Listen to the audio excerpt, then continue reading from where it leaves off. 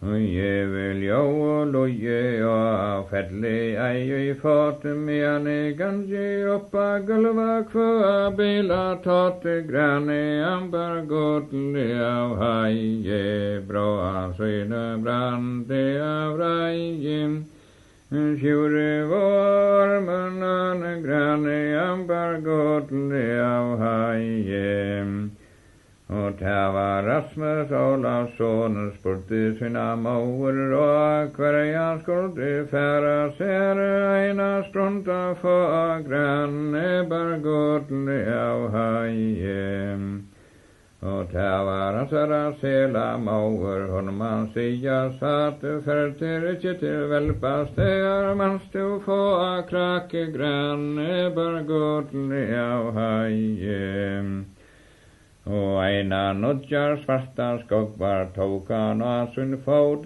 så for han til velpas det, og vinteren lå imot granne bergodle av haie. Og det var Rasmus Olavsson, honom fellvalt første tøya kom til velpas det, at han i steina køste granne bergodle av haie. Det var Mæla Jakobsdotter, la var hon til knutja, mona ranger bila vera til a komma og frutja granne bergodle av haie. Og det var Rasmus Olavsson, han inne i fjåsi så hugdi etter søgnare puike hatter miste han ta granne bergodle av haie. Det var Rasmus Olavsson, svør søyna salet, han som finner mer hatten, at brenne skala få granne bergodle av haie. Det var Olaver Ammeson, han svøra søyna treu, fortjene mer brenne, og into i hatten fann neu granne bergodle av haie. Og tur Olaver Ammeson, tu mer ikkje så bråder, alta brennevin som i eie, der skulle vi drekka bajer granne bergodle av haie. Og la være morgenen, hernar tok jeg gæla, oppstøy Mæla Jakobsdotter, søyna kvartna Mæla granne bergodle av haie. Og det var Rasmus Olavsson, han sværa fyrir se, hørtu Mæla Jakobsdotter, kom jeg kissa til granne bergodle av haie.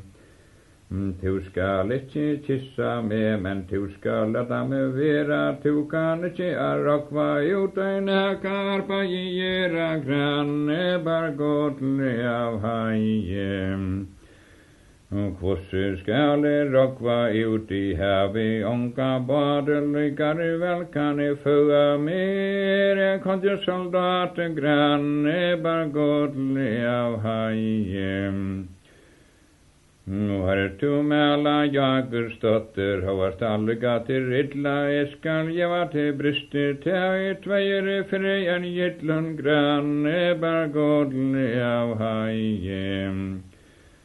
Og mangur hever bie med, men onskje lova med brystet, her skal onskje denne man spria, tu skal få med kiste granne bergodle av haie.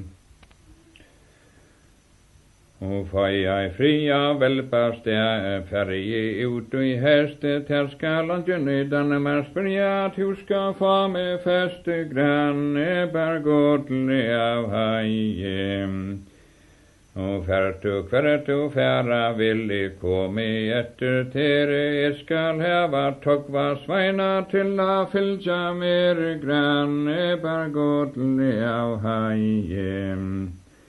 Og evan trutja konar i haune, allar og einar syftu, hørtu Mæla Jakobsdotter, etter sama lyfte granne bergodle av haie. Og það var Mela Jakobsdóttir og sværa svo fyrir sig antum til antvirla trúdjaður skal ekki vinna mig grann bara godli af hægjum. Og barður þegjum gulvi så hvert og annað tóku það var mér á sann sagt og stappa jan og en króku grann bara godli af hægjum.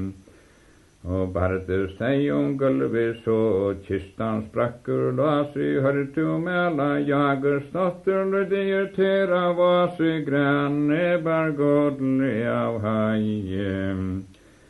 Og barður þegjum gulvi så hvert annað fekk það var mér á sann sekta bróka lesir hann ekki grann bara godli af hægjum.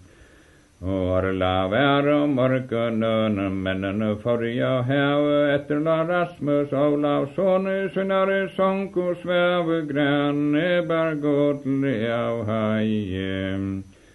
Og orla væru morgunun mennunur fóri út eftirla Rasmus Ólafsson bæði við sokku sjútu grann bara godli af hægjum.